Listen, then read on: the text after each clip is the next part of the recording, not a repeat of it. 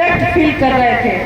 आज मैंने कोशिश की कि मैं सारे जो कायमगंज विधानसभा में जितनी जगहें हैं, यहाँ तक कि रुदैन, सिवारा, इकलहरा और जो भी जगहें हैं, शमशाबाद, यहाँ सारे लोगों को मैं वहाँ इकट्ठा कर पाऊँ ताकि डॉक्टर साहब को वो देख पाए, डॉक्टर साहब को वो मिल पाए और इस तरह से वो अपने इलेक्शन को ये उनको न लगे कि इस इलेक्शन से उनको अलग रखा जा रहा है और डॉक्टर साहब को वो सुन नहीं सके, क्योंकि जाहिर सी बात बहुत दूर दूर से लोग आए थे, उनको जल्दी जाना था और ये भीड़ शांति कुटीर के हिसाब से बहुत कम थी आज मेरे लिए।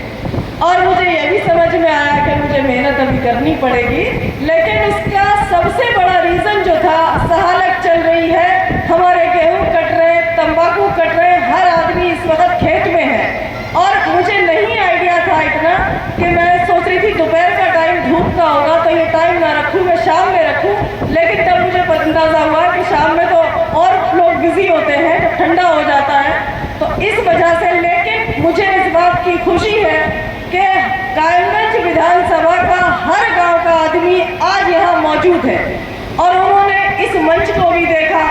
प्रताप चाचा था, सबको जानते हैं, अम्बेडकर भाई हैं, अजीत भाई हैं, ये सबको जानते हैं, लेकिन उनकी मंशा थी कि आपको सुने। अभी आपको सबको पता है कि संविधान खतरे में है और संविधान में सबसे ज़्यादा दलित और मुसलमान खतरे में है।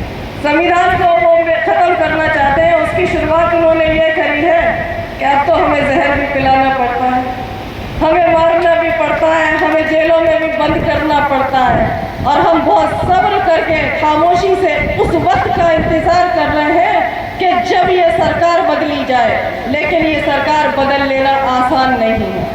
आप लोगों की जड़ें उन्होंने कमज़ोर कर दी है, क्योंकि राजनीति में वो धर्म ले आए हैं और धर्म एक ऐसी चीज़ होती है कि जब धर्म का अफीम किसी को खिलाया जाता है ना, तो अच्छे अच्छे नशे में आ जाते हैं और हम उस नशे में चल रहे हैं।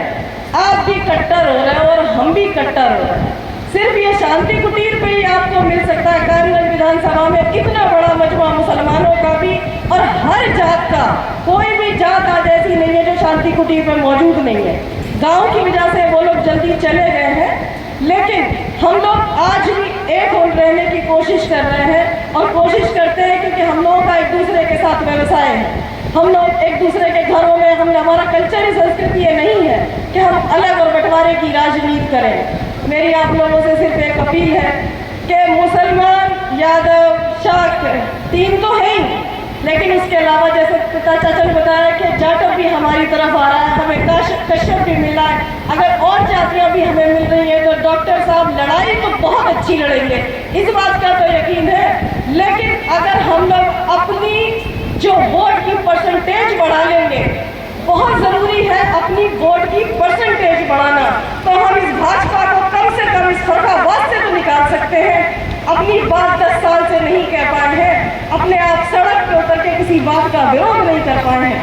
ये निर्बुद्ध सरकार है, ये जब किसी माफिया को मारती है तो ये 144 क्यों लगाती है, ये अपनी सिक्योरिटी क्यों बढ़ाती है, मुझे ये समझ नहीं आता है।